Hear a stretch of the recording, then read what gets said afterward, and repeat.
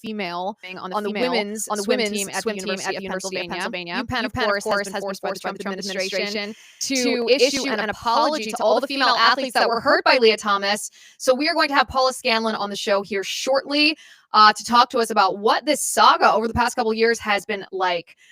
Leah Thomas's name, by the way, UPenn is not sincere in their apologies because even though they're restoring the records to the female athletes, the records that Leah Thomas, formerly Will Thomas, stole from the women, there's going to be a little asterisk by those records. And then you can go down to the bottom and you can see that the University of Pennsylvania wants to virtue signal and let you know that actually the transgender Leah Thomas holds the real records. They're just trying not to have their federal dollars taken away from them by President Trump. We have Paula with us here shortly, so don't go anywhere. You're going to want to hear the text that she was sent by one of her teammates. It's a nasty text. It really is. It's a nasty text. But of course, Paula was proven right in the end, which is probably why she's laughing at this text message now. Also, a leaked memo leaked ostensibly by a whistleblower, or allegedly leaked by a whistleblower, a Big Pharma memo details a plot to target Bobby Kennedy. The point of this memo is it's the minutes from a meeting from a Big Pharma trade organization, which is like a group of vaccine manufacturers who got together to try to figure out how they can get Bobby Kennedy out of office and how they can protect their vaccine business. And the tactics that they detail in this memo are shady, to say the least. We are going to walk through this memo and what it means. And this memo allegedly was from April 3rd. So that's 3 months ago. If the plot was supposed to take place between April 3rd, culminating in the removal of Bobby Kennedy by September, well, that's 3 months ago. Has it worked? What's been happening behind the scenes? Have they been effective? Is this in the works? We're going to talk to Jeffrey Tucker about that here shortly. Also, maybe the funniest news of the day, the fake news CBS and their parent company Paramount has been forced to pay President Trump's library, not President Trump personally, they want you to know, $16 million in a settlement after President Trump sued CBS and Paramount for $20 billion. After that, you remember the Kamala Harris 60 Minutes interview that 60 Minutes edited so that an answer Kamala Harris gave was juxtaposed with a totally different question to make Kamala Harris look smart, which she is not, in order to help her win the election. It was absolute propaganda. President Trump sued them for election interference, and he won. CBS, of course, refuses to apologize for it, but they have to fork over at least $16 million to his presidential library. And if that isn't a victory over the fake news mainstream media, then I don't know what is. This episode is proudly sponsored by All Family Pharmacy. Listen, you and I both know that the cost of healthcare in America, it's completely out of control. Prescription drugs in particular are often way more expensive here in the United States than in almost any other country, which is just grossly unfair. That's finally starting to change, thank goodness. President Trump just signed a new executive order to bring those prices down, and it is a step in the right direction. However, while the system catches up to that executive order, All Family Pharmacy is stepping up. They are not waiting around for policy to kick in. They are taking action to benefit you now. Right now, you can get 20% off all medications, no insurance required. We're talking real access to medications that have been subject to gatekeeping by Big Pharma and big government in the past, like ivermectin, hydroxychloroquine, antibiotics, your daily maintenance meds, and more. There are over 200 different medication options, and they ship very quickly with a doctor's prescription included. Go check them out. allfamilypharmacy.com/Liz. Use my code Liz20 to claim your 20% off. All Family Pharmacy exists because they respect your medical freedom. They want to empower you to take control over your health the way it should be. So get the meds you need, keep them on hand. Go to allfamilypharmacy.com/Liz. Use code Liz20 for 20% off today. And listen, when you visit allfamilypharmacy.com/Liz, you know that Fauci's not making your healthcare decisions. You are. And that'll bring a smile to your face. All right, so let's bring Jeffrey Tucker. He is on the show. He's the president of the Brownstone Institute. We're going to talk about this leaked Big Pharma memo detailing a plot to target Bobby Kennedy. Jeffrey, thanks for joining the show. This memo it's essentially minutes. My understanding is that it's minutes from a meeting. It allegedly shows the agenda of this group. It's a trade group, but it's basically a group of vaccine manufacturers that all get together to form strategies, I guess, to push their agenda in Washington, D.C. What do you make of this? You find this to be an authentic document? I do. I suppose there's a chance that it's a fake, but I trust the person who sent it on to me, who was in direct contact with the leaker. He called him whistleblower, which I don't know if that's the right word, right? A leaker, I think, is the correct name. And as far as he could tell, it was authentic. You can judge for yourself. I put a lot of caveats at the top of the thing just to make sure. Yeah, we'll be saying allegedly a lot in this episode, yeah, I don't because know Big Pharma is litigious. I don't know how you authenticate something like this. I was trying to think through this, but anyway, as best we can tell. You can read it for yourself. It looks to me like reads just like minutes of a meeting, and the plot is more or less what we've seen unfold over the last 3 months. I recognize it in every detail. Mhm. It seems totally authentic. You've got the motivation in place. You've got just classic lobbying by Big Pharma, which they're concerned about their industry, they're concerned about their profits, they're concerned about the viability of their markets, but not by being more open source, not by proving efficacy and safety, which is the main concern here. That's what's at issue, but they never address that. No, they don't, which is actually the part that I found most interesting. So what it is, let's quickly go over what this is and what it contains. So the trade organization that I referenced is a group called Biotechnology Innovation Organization. Their acronym is BIO.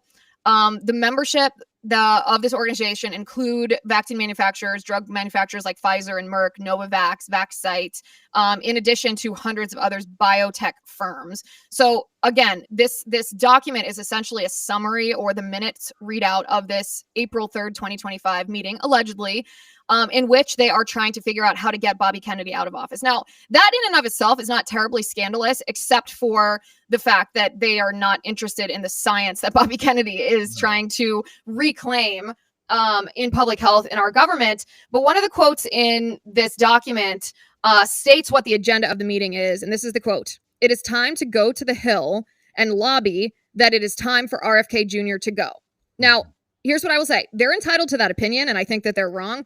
I actually think it's an immoral opinion, but the truly problematic part of this to me is the methods of how they plan to get that done. So if you could talk to us about how they plan to lobby for that it's time for RFK to go, I'd appreciate it. Yeah. So there are conspiracy theories and there are conspiracies. Yeah. This is a conspiracy. Yeah. Several parts of this. One is to divide MAHA and MAGA. So you just assert that RFK is operating at odds with the MAGA agenda. So you want to drive a wedge between those two things and find ways to do that, to turn the executive office of the White House against what RFK is doing. So that's part of it. And then another part is to divide the MAHA alliance itself by making more diffuse and chaotic the coalition that supports RFK and is looking into the safety of these products. And one of the ways they're planning to do that is what I think we could call triangulation, is you reach out to conservative influencers, and they may name several institutions here where they think are vaccine friendly, along with several administration employees that they think are probably weak and sort of corruptible in some way.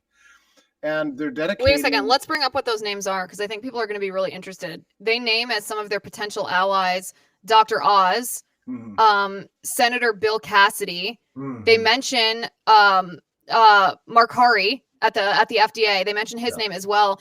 Before we even move on to the implications of that, do you feel that Dr. Oz, we can put Senator Cassidy aside for a second, do you feel that either Dr. Oz or Marty Markari are corruptible, or that they are vulnerable to being bought off by an organization like this? I will tell you why they think that. It's because Macari, I guess, and Dr. Oz were both, I would say, like, weak on lockdowns. They were never really against the lockdowns. They didn't fly into the dissident community like the rest of us. They were pretty behind. And Dr. Oz in particular was a champion of the vax, and so was Marty. But that's not to say that I think these days they have the passion of converts. Actually, that I don't think there's much difference at all between Dr. Oz, Macari, and RFK and Jay Bhattacharya. I think all these people are on the same team. I feel really confident about that. Maybe not in the past. But here's the thing. This memo is very clever. They're trying to sort of drive a wedge between RFK and the agency's appointees that he's named, based on their past positions, thinking that somebody like Macquarie or Dr. Oz are going to want to defend their past, and therefore are sort of vulnerable to being swayed towards the direction of supporting the products that this trade industry is pushing. I think they're wrong in that evaluation. Actually, I actually know both these guys, and I don't really see that. I think they're interested in the truth more than anything else. The fact that it took too long for them to come around. I'm sorry about that, but that was then. This is now. They're working for RFK, and I don't think RFK has anything to worry about from either of them. That's my. What about Senator Cassidy? Cassidy is a serious problem, and the person that against whom anybody who believes in health freedom should be directing their ire, because it's very much supported by the pharmaceutical industry. That is a well-known fact. He's lobbied very hard for them. He's carried water for them. He's already sank one of the nominations to the CDC. Personally, he's in a position of great power, and extracted from RFK lots of promises to not make any changes in the childhood schedule, not to disturb the ACEP committee, all these things. He's got his hands in everything. And it's not for reasons of medicine or truth or health. It's all about his benefactors. We have every reason to believe that he will not be running again for another term, and is probably just looking for a golden parachute from one of the companies that signed on to this memo. So, yes, we have every reason to believe he is a thoroughly owned asset. I don't think anybody doubts that. I've never heard anybody dispute that. Nobody really thinks he's sincere. He's just an industry lobbyist. So yes, he's a very reliable tool. And again, he alone sank the nomination, one of the nominations for the CDC. And Dr. Dave Weldon, we talked about him on this show. And, who had the audacity to question some things, which we're on YouTube Live right now, so we're not going to detail, but you know what we're talking about. Back in the early 1990s, and he asked that, 35 years ago? Good Lord. And also, Weldon wrote an article for Brownstone after that explaining his position on these topics and revealing things about which we did not know before. So he's a very compelling, serious scientist. He was a real deal. We're not talking about some ideologue here. He's a real deal. And so Cassidy just sunk him because, there he is. Cassidy just sunk him because he didn't think he could be trusted to defend industry interests in profitability and maintaining market share. So it's all pretty dark. Like, Washington works the way you think it works in your worst cynical nightmares. Totally. Like, this makes the swamp. This really, I think, brings it home to roost when people think about the swamp. This is the swamp. It's not just these politicians like to schmooze with each other at cocktail hours and are lazy and like to take a lot of vacations. Like, it's really nasty stuff. Really nasty stuff. And you mentioned too. Let me go back to something before we get past it, because I'm very curious about this. There are many reports. You are not the first person that I have heard talk about the promises that Senator Cassidy essentially coerced Bobby Kennedy into making, which Bobby Kennedy had to do, most likely because otherwise Senator Cassidy would not have voted to confirm him. He needed Senator Cassidy's vote in order to be confirmed. So he was, as Trump said, RFK Jr. at that moment did not hold the cards. He had to agree to some things, most likely, if he wanted Senator Cassidy's vote. Do we actually know for a fact what those promises that Bobby had to make to Senator Cassidy were? Liz, we do know what the promises are. But whether and to what extent Cassidy has been able to enforce them is an entirely separate question.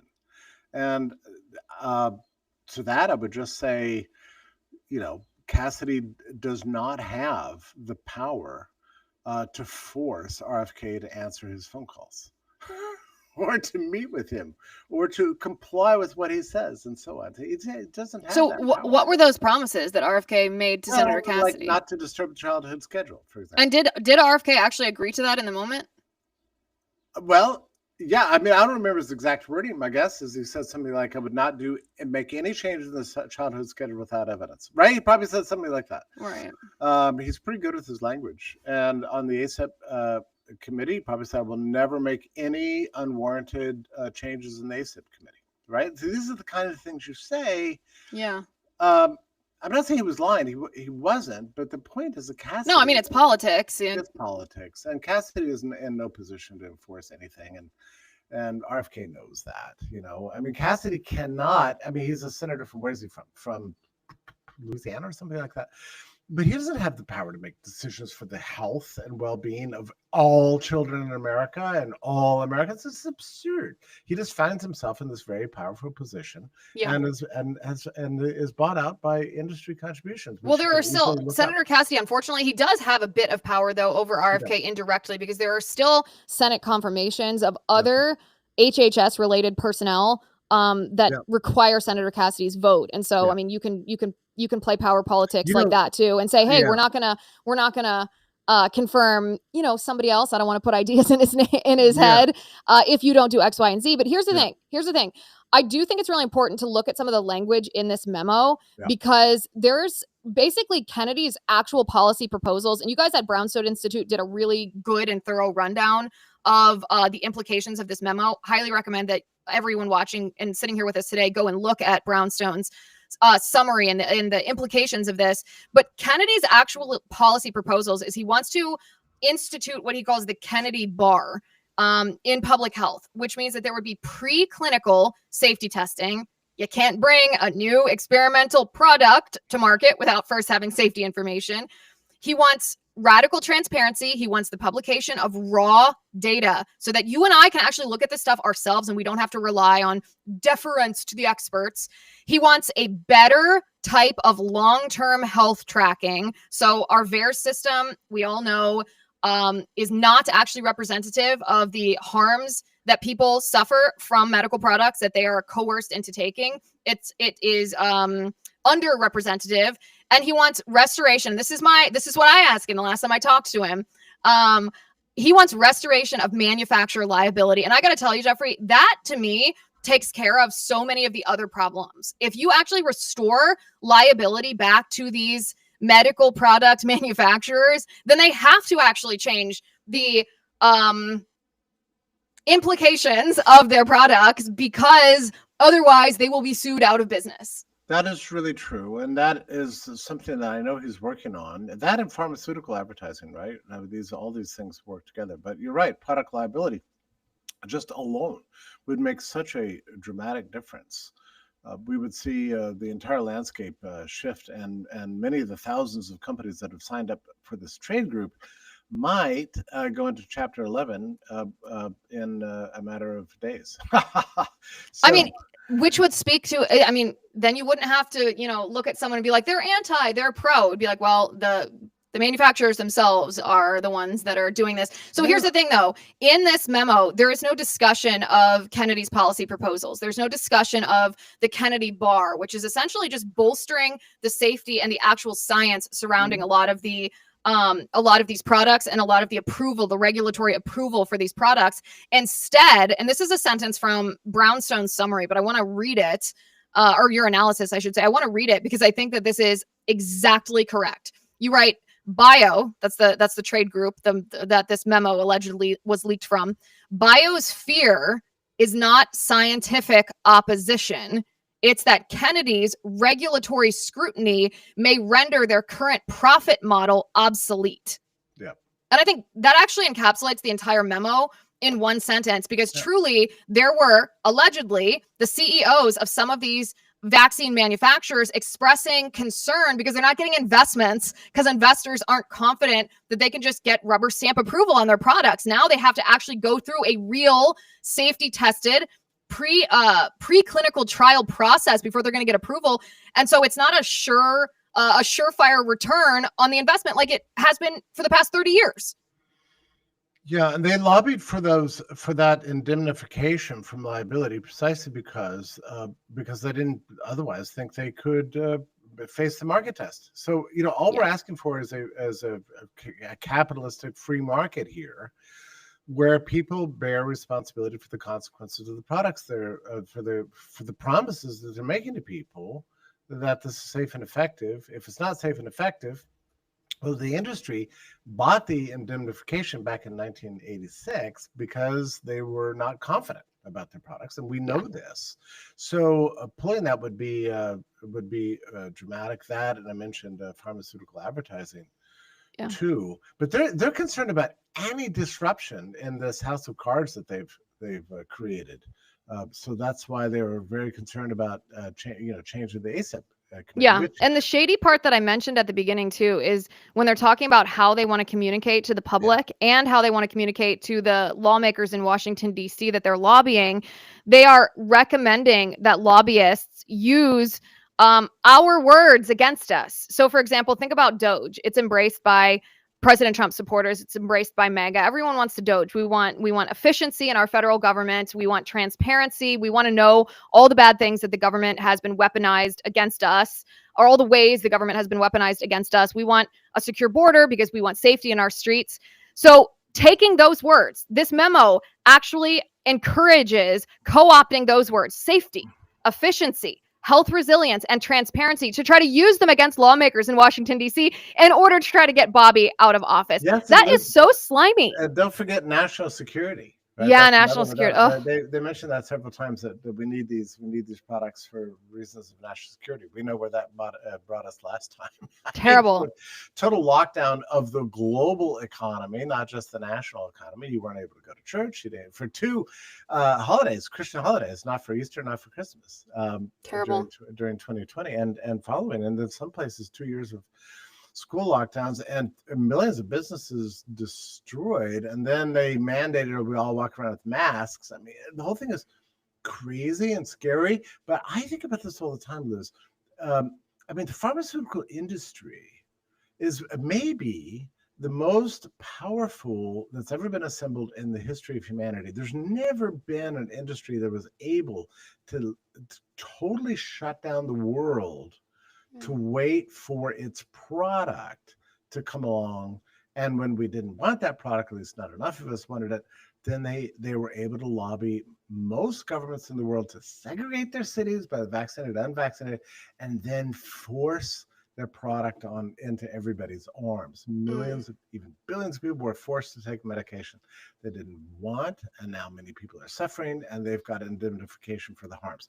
So that kind of industry power is extraordinary. It's like unspeakable. This makes the East India Company seem like nothing, right? I mean, this is it just shows you. To me, that makes this memo more frightening, because it shows you that, I mean, it's not like they have convincing arguments, right? It's not like they have truly convinced all of these governments all around the world, all of these industries, that they are correct morally or scientifically. No, they're using an incredible amount of money to pay off these people, to pay off entire governments.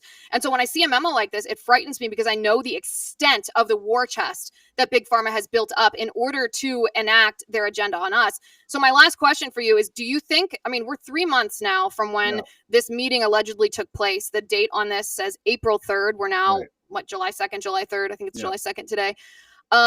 Has this been effective? Have they gotten any scalps according to the plot that they lay out? Let me just say that this, Liz, that when this memo came out and I looked at it, and this was just yesterday morning, it's yesterday morning. This was 2 nights ago, I guess, when I first saw it.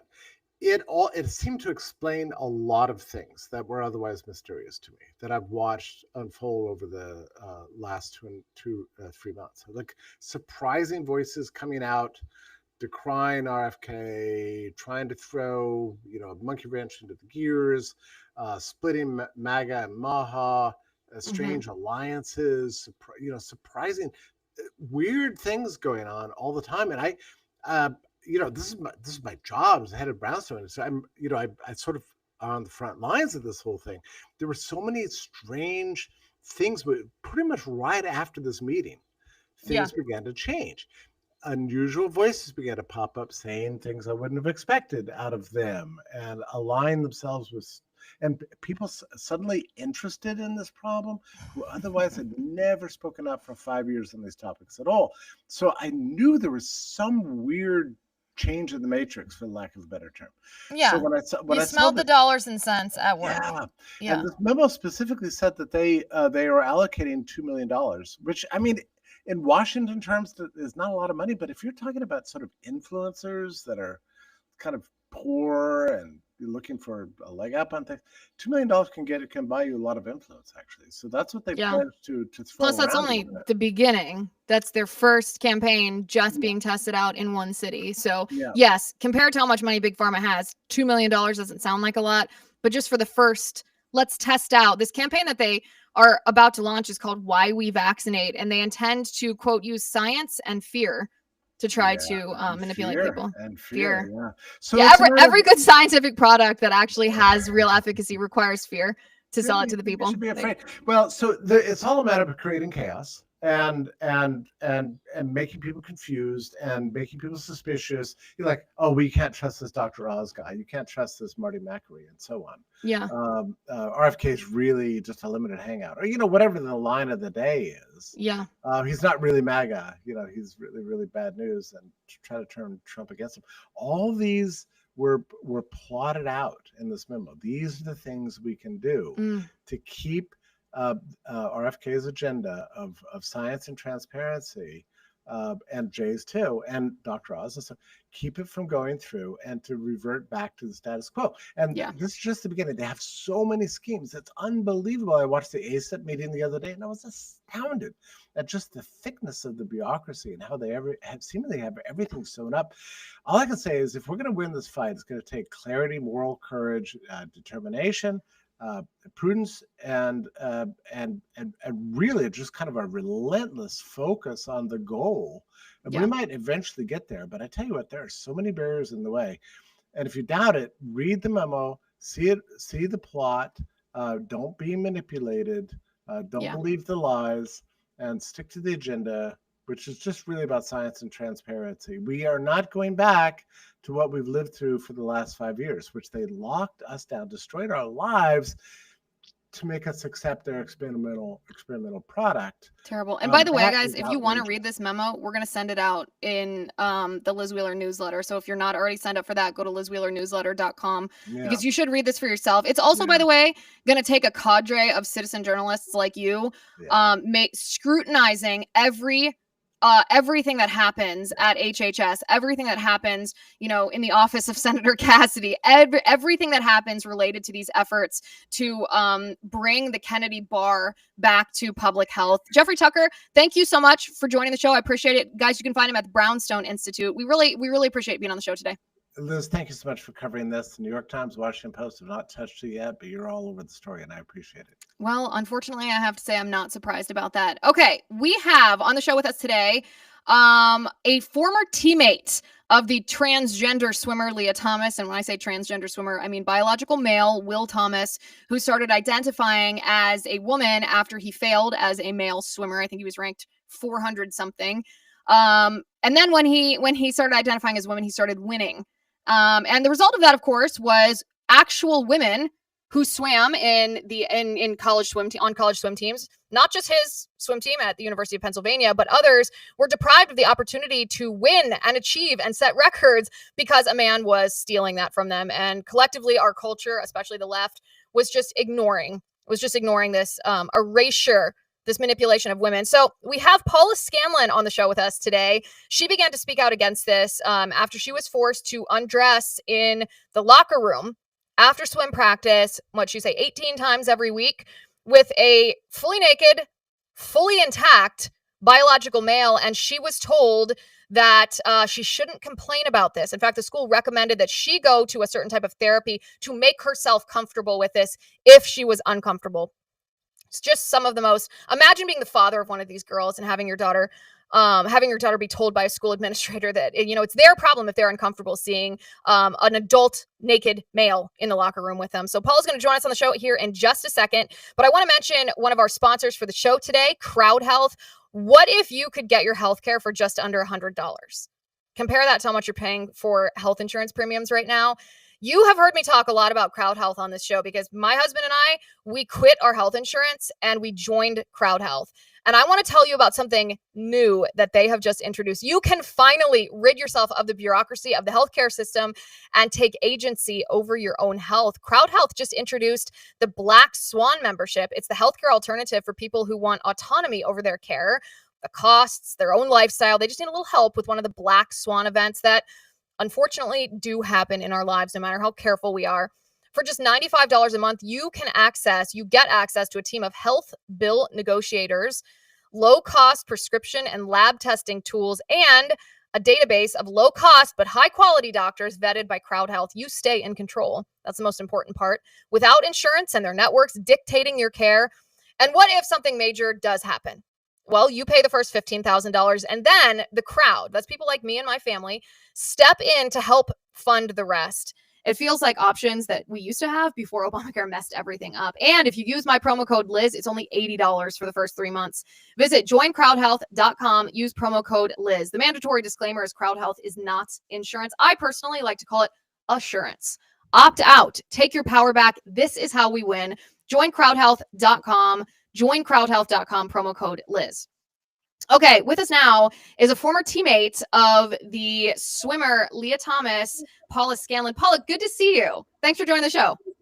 Yeah, thanks for having me on today. Of course, and congratulations. I heard the University of Pennsylvania has officially acknowledged that you are a woman. I guess so. I mean, you would think that a school people pay thousands and thousands of dollars to go to that's allegedly hard to get into would know that, but apparently that's something we don't know. No, and to be honest, I don't think that their apology to you, which we'll get into in a second, I actually don't think it's sincere at all. I think they're just worried about losing their, $1 billion of federal funding. But before we get into the apology that you received, I think it was yesterday, can you walk us back a little bit to when you were in the locker room at the University of Pennsylvania, when you were an NCAA swimmer, and, you know, this male, Will Thomas, who used to swim on the boys team, suddenly started identifying as a girl and swimming the girls team. Walk me through a little bit of what that was like, what the private reaction of your teammates was like compared to the public reaction, and then what led you to start speaking out publicly against this. Oh my gosh. I mean, this is something I could probably take over your entire show and talk all Go about. ahead. I won't even say a single word. But it started back in 2019. So at this time I was a sophomore. I was 19 years old. I didn't know anything. Okay. I finished my first year of college, barely. I had no idea what was going on. Beginning of the school year, our coach called a mandatory team meeting, and he put a member of the men's team by the name of William Thomas in front of the entire women's team. And before this guy even starts talking, I go, what is this member of the men's team possibly going to tell us? In my mind, I couldn't even think of what it might have been. He begins, and in under 30 seconds, he just looks at us and goes, hey guys, just wanted to let you know, I'm transgender. I'll be joining your team next season. Please refer to me now with she, her pronouns. And I'll let you guys know soon what I'm going to rename myself to. But for now, you can keep calling me Will. Wait. I haven't even heard that part of the story yet. So no, yeah, this is back in 2019 too. So this is when it all began. So he actually said, I haven't decided what I'm going to rename myself, but you can just call me the man name. Yeah. She, her. Please refer to me with she, her. But you can call me Will, but I'm she, her. I'll announce to you guys when I'm ready to pick my new name. How long did that take? That is so wild. It took 4 months, actually. No way.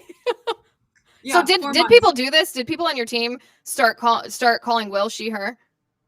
Yep. And if you didn't, you were considered hateful and transphobic and all of the things. I mean, in every comment section on pretty much any person that has common sense gets, that's exactly what they would tell you. But honestly, I truly, and people laugh when I say this, but I actually thought that this was a prank. I thought that my coach was always like a really lighthearted guy. He was, all the things. And I thought he was just going to say, gotcha. I just wanted to see how you guys react, welcome back to school, because it was the first week back to classes. But I kept looking around and none of that was happening. And it got even scarier when I turned around. I was sitting at the front of the room and I saw my teammates clapping. They were like, we're so proud of you. We're so excited for you being your authentic self. Thank you for sharing this with us. And I thought to myself, oh, there's no way. There's no way. Anyway, I went on after I got in the pool, barely paid attention to anything we didn't practice that day. And The second I got out of the pool, I went to my locker, got my phone, and searched up the NCAA policy that allowed this. And I found something called the Transgender Inclusion Handbook that had been written 10 years ago that said in one sentence, if a man wants to join a women's swim team, he just has to suppress his testosterone for 1 year. He's good to go in any women's sport. And the rest of the pamphlet was pictures of men wearing skirts and dresses with a little caption at the bottom saying, I'm so happy I get to compete with the people I want to compete with, aka men competing with women. Oh, that is so terrible. So when did you realize the extent of not just the unfairness, right? Because the unfairness is like, okay, a man competing against a woman is unfair. The majority of the American people agree with that. But there's also, I would call it, and I think this is an accurate description, the abuse factor. I find it to be abusive to subject you as a young woman, a 19-year-old, for goodness sake, to subject a 19-year-old young woman in a locker room, not only to humiliate her, because you're naked in a locker room, of course, that's what you're doing. You're taking your swimsuit off and on, you're changing, you're showering the chlorine off, you're, changing outfits, whatever. Everyone knows what happens in a locker room. So not only are you subject to essentially a peeping Tom, right? That's like, there's actual crimes against that, but you are also forced to be subjected to a fully intact adult male body completely naked. Exactly. And that is really where a lot of people started to see this issue for a lot more than just the sports unfairness part. I mean, not everyone is an athlete, right? I mean, it's not for everyone, but a lot of people said, oh, I don't really care about sports competition because I've never been an athlete. But once I started to hear the stories about what we were going through, I mean, we were undressing in the locker room with him 18 times per week. We were on this team. 9 practices per week we were swimming, and we change in and change out. You're completely naked, changing into your suit, and completely naked at the end of practice the same way. And swimming is a sport that's different from other sports because you do have to be completely undressed. I mean, you can keep your sports bra on, you can even walk out maybe in your running shorts if you're on the track team. I mean, it's a sport you're very, very exposed. And that aspect was really, really hard. And I think my biggest problem once we started to deal with it was I would not be listening to anyone. I was in my own locker doing my own thing, and I would hear a male voice. I would jump and say, oh my gosh, someone's in here that's not supposed to be here. And I have to jump myself back down to reality and say, no, actually, that's the man that my university has not just invited into this locker room, but celebrated him being in here. And so, of course, it was uncomfortable, and many people raised concerns about it. Privately, of course. Publicly, everyone would be on the same page and say, oh my gosh, this is so wonderful. We're part of progress. We're going to be on a record-breaking team that will be known in history for progressing transgender rights. That's what people would say out loud. And then behind the scenes, they would go to the coach and say, I don't want him to be my roommate when we go to travel meets. So these were the same people? Because that interests me. So the people that were virtue signaling publicly, being like, oh, Leah, you're so brave. These people were going to the coach and being like, I don't like this. Yeah. There were a lot of people, and honestly, and I say this proudly, those people I have less respect for than the handful of people that truly believed that he actually was a woman and stood by that. Because there were a handful in that category, but the majority were in the category where they privately or one-on-one would say, this is really messed up. And publicly they would say, how dare you bigot say anything about it? But then behind closed doors, they actually agree with you. And I have less respect for those types of people than, again, the crazy leftists that truly believe a 6'4" tall man with male parts is actually a woman. Yeah, because those people you can almost feel pity for because they are indoctrinated, but the others who publicly virtue signal and private and keep their concerns private, those people are just cowards. So I understand. I would feel the same way if I were you. Okay, so then when you did start to speak out publicly, what prompted you to say, okay, I know that this is going to cause an incredible amount of backlash, but it's, I don't know what your religious beliefs are, but maybe you felt God called you to do that you were made for this moment. What made you decide to speak out publicly at that moment? So it was actually a little bit of a process. So publicly on the team, I was very open. I would never in the group say I supported this. Anyone would ask me, I would say, guys, this is really messed up. Random people at the university, classmates would ask me, I would say, this is completely not an acceptable situation. At this time, I had started to do anonymous interviews, and actually Outkick was the outlet that they had written an article that acknowledged she was a man. So I reached out to the writer and I gave him some comments, and I made the mistake. Well, actually, I don't know if it was so much of a mistake, but I told somebody on my team that I had done that, saying, I'm really trying to, make this right. I'm really trying to make people aware that this is unfair and this is not acceptable. quickly, people on the team found out that I was the one that did that. And that is when that text message I posted last night was sent to me. Can you read that text message? Because I think it's so funny. It's a bad text message, but can you read this text message so people can see? This is from one of your teammates, right? Yes, I can try to pull it up myself, or if you guys have it, or we can pull it up right there on the screen. Yeah, so I received this text, and again, look at the time. It's like I'm like done with my day, about to go to bed. Essentially, It's like a school night. If the assumptions are true, which I believe they are, because you have shared publicly on social media that you are the anonymous teammate going to the media with your opinions, stop speaking on behalf of the whole team. You're welcome to hold your transphobic views and blabber to whoever will listen, but do not pull myself, that's not grammatically correct, or the rest of our team into this without consulting anyone. This is pathetic, and I'm disgusted by the quotes I read. So I thought that was quite funny when I received that. Actually, now I think it's funny. I think in the moment I felt really alone and isolated in dealing with this. And I think that's really shows how indoctrinated a lot of these people were. And again, at the time, all I had simply said was there's a man competing on our team and people do not like that he is taking our opportunities. That was the extent of what I had spoken out. And it was a couple of anonymous comments in an Outkick article. It was not like I went on Fox News and sat up there and said, I hate trans people, but that's how she acted in this text message to me. And I was just reflecting, yesterday, and I truly would never want to go back to December of 2021 because it was a really isolating time. And again, I felt really isolated in my viewpoint, even though the majority of people did actually agree with me. And by the way, your tweet from last night or your post on X, you said, I'm actually laughing. And you posted this with the screenshot of the text message and said, I'm actually laughing because the teammate that sent me this is going to receive an apology. Right? Okay, so walk me through, when did you find out that was going to happen, and what does that apology say? What's the buzz behind the scenes among your former teammates when it comes to this? What's happened in the last day and a half? So interestingly, I'll give you this little exclusive here. I actually haven't heard from a single one of my teammates. There was one girl on the team who's texted me that actually overlapped with the announcement that I mentioned in 2019, but had graduated beforehand, and she had reached out to me to just say congratulations on all the hard work you've put in. I'm yet to hear from any of my other teammates. In all honesty, I'm not really quite close with many of them, even though, again, most of them agree with me. They just don't really feel comfortable saying that or sharing that, which, again, shows why this was so difficult to speak out in, shows why this was something that happened, because if no one was willing to speak up, even though we all agreed, that's how the crazies were able to put in these nasty, wild policies. And so that's what happened. But I think, for me personally, and you mentioned this before, I felt I couldn't be quiet. I tried to be silent about it. And pretty much after I graduated, I knew I just had to speak out, even though it wasn't popular, even though no one else on my team was willing to talk about it at the time. And I don't regret it for a day. And I think yesterday, this announcement shows that I am on the right side of history, even though the University of Pennsylvania tried to tell me I was on the wrong side of history for objecting to it. And by the way, you guys are going to have the absolute wildest 5-year class reunion in the history of class reunions when everybody gets back in the room. And by the way, when we keep talking about this event that happened yesterday, there was an investigation by President Trump's Department of Education's Office for Civil Rights, OCR is what it's called. It was a 2-month investigation into UPenn and the school's practices regarding allowing men in women's sports. And of course, allowing men in women's sports violates 2 of President Trump's executive orders that prohibits that. President Trump's administration says it's a violation of Title IX to allow men in women's sports.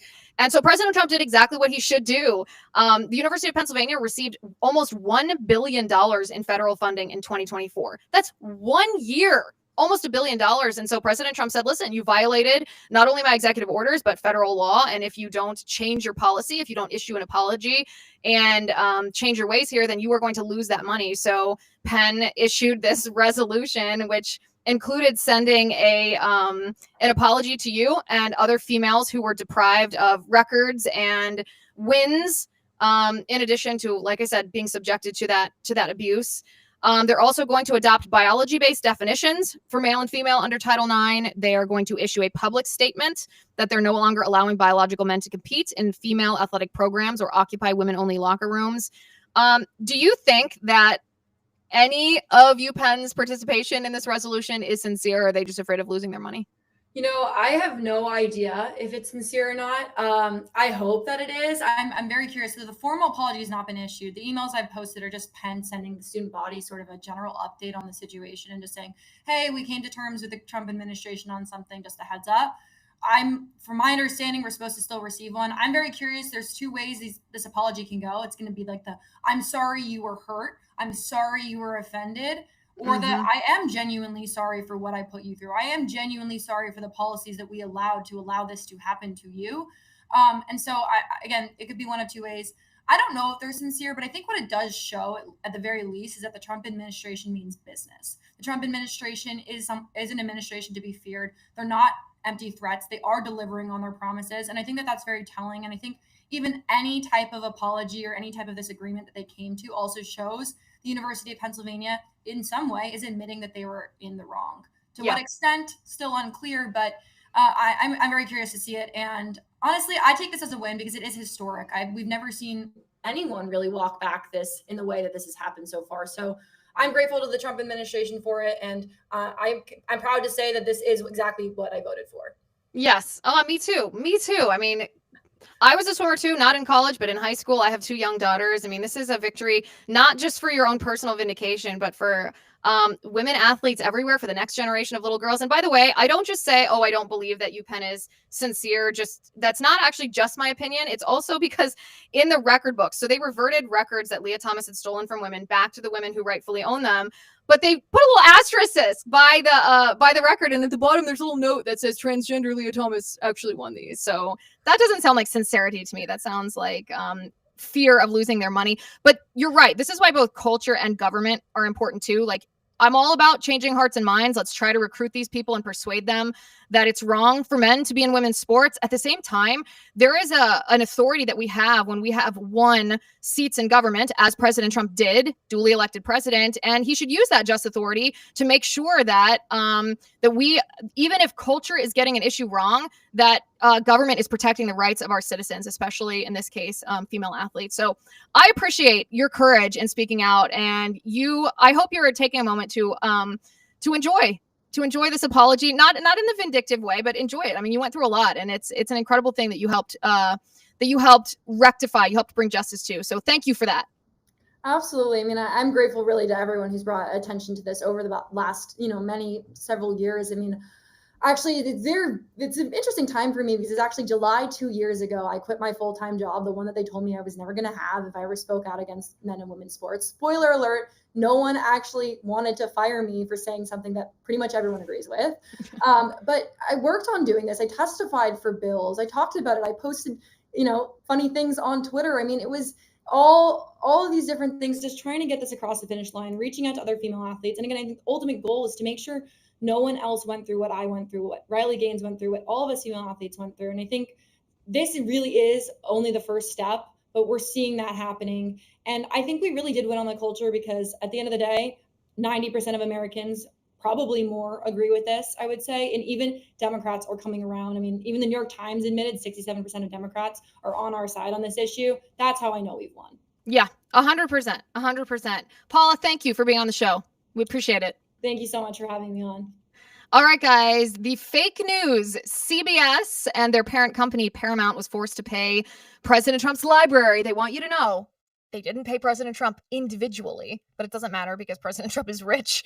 And they were forced to pay President Trump's library millions and millions and millions of dollars over the edited Kamala Harris 60 Minutes interview. Remember that right before the election back in October of 2024 when 60 Minutes had Kamala Harris on? It was supposed to be for this wide-ranging hour-long interview, hence the name 60 Minutes, but it wasn't. It was like a 24-minute or 28-minute interview. They cut short and they edited it, but not just edited it for time when they say edited it for clarity, that really means they deceptively edited it, which they did because before it aired, we got access to exactly what they did, that they took a question that Kamala Harris was asked and they butted it up with a different answer to a different question that they felt would be a better answer to the first question that Kamala Harris was asked. So it was entirely fake news. If you want to see this clip, you'll remember this interview. This is how fake news CBS and fake news 60 Minutes deceptively edited their Kamala Harris interview. Take a look at this. But it seems that Prime Minister Netanyahu is not listening. Well, Bill, the work that we have done has resulted in a number of movements in that region by Israel that were very much prompted by or a result of many things, including our advocacy for what needs to happen in the region. But it seems that Prime Minister Netanyahu is not listening. We're not going to stop pursuing what is necessary for the United States to be clear about where we stand on the need for this war to end. That's not even kind of close. It's not like they edited out ums and uhs and stutters, or it's not like they just lacked a little context. It was an entirely different answer that they pulled from another question and portrayed it to you as if that was what Kamala Harris said. They were liars. And so President Trump sued them for election interference, because that's what it is. I mean, we know they're fake news. We know the corporate media is just the propaganda arm of the Democrats, but there is also there's free speech, and they have a right to be idiots. But then there is interfering in our elections by acting as propagandists of the Democrat Party. So President Trump sued them for essentially an in-kind donation to the Kamala Harris campaign, and he won. He originally sued for $20 billion, which I find to be hysterical. The settlement that was reached is that Paramount, which is the parent company of CBS, will be giving $16 million to the Trump library. They're not giving it to Trump directly. They act like that's some kind of vindication. They're giving $16 million to the Trump library. The entire settlement could reach as high as $30 million, because they also have to pay President Trump for legal fees, and other elements of the settlement haven't been totaled yet, at least monetarily. So it could reach as high as $30 million. But we know for a fact that the Trump library will be receiving $16 million. What I find interesting about this is not only is this justice, the mainstream media doesn't have a right to act as propagandists for the Kamala Harris campaign. What I find interesting is what President Trump is quietly doing. He is racking up victories against mainstream media propagandists, and he's doing it. He's getting money for it. It's not just CBS. There's others. I'm going to tell you about that in just a second. But first, last week, as you know, June 24th marked 3 years since Roe v. Wade was overturned, which is wonderful. It's still hard for me to believe that happened. But here's what you may not know. Abortion numbers since then have actually surged to a 10-year high. And the reason for that is because the battleground has shifted away from the courtroom into our own homes. Today, over 60% of abortions happen through the abortion pill. Taken in silence, these women are often alone and hopeless. They're desperate. Preborn network of clinics are trying to stand in that gap, meeting women in their most desperate hour. And here's what they're seeing. They're seeing young mothers who are terrified, misled by our culture, coerced, sometimes by the father of their child, sometimes by their own mother. And they're aborting their babies and then delivering tiny, perfectly formed little boys and girls into a pool of blood on the bathroom floor after taking the abortion pill. These precious babies, which the women were led to believe are just clumps of cells, now lie lifeless.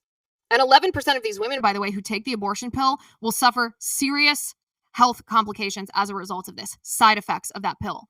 Countless others carry emotional scars for a lifetime. When you give to preborn, you are not just saving a baby, you are saving a mother too. You're giving her hope and financial support and the truth.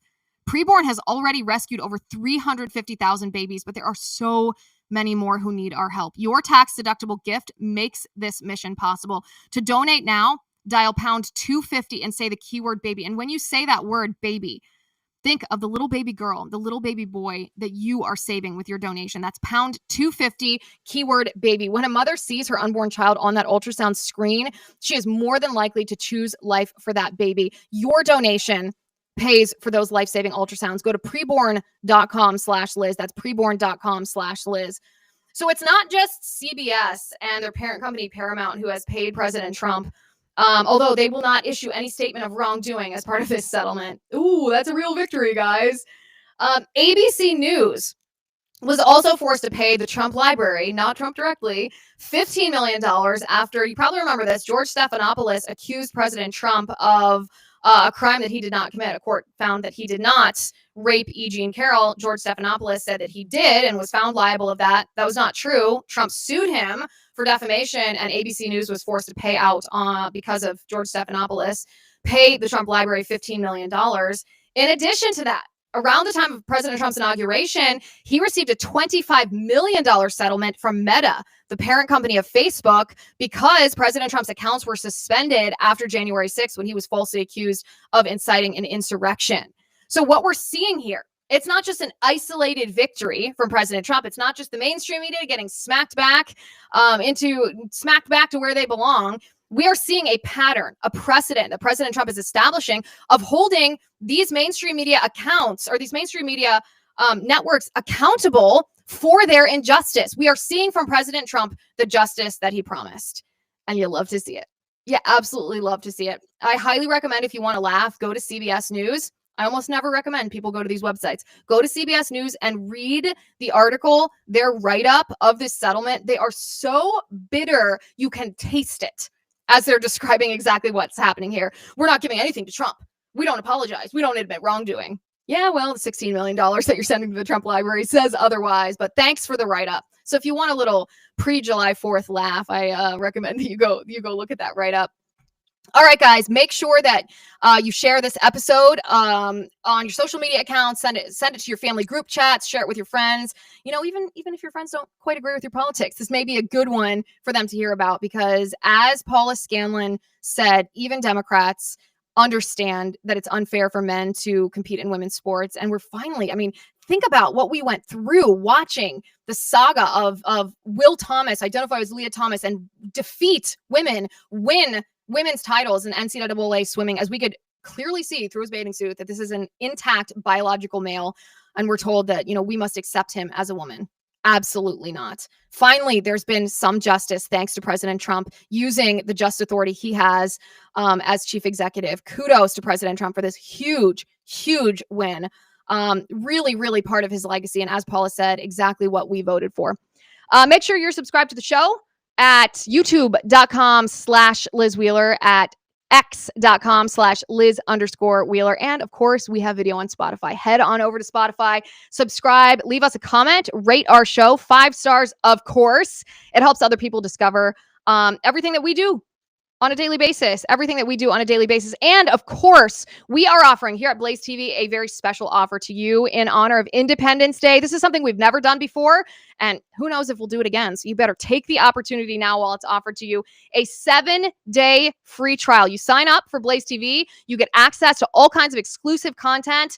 You don't pay a thing for 7 days. You can see what's in there. You've always wondered, what's behind the paywall? Well, now's your chance to go look. BlazeTV.com/Liz. No promo code necessary because it is free for 7 days. BlazeTV.com/Liz. And happy Independence Day, my friends. Go celebrate our country. Our country's wonderful and exceptional. Go celebrate the freedom and liberty that we all work so hard to defend on a daily basis, that our forefathers fought so hard to hand down to us. Be proud. God bless you and God bless America.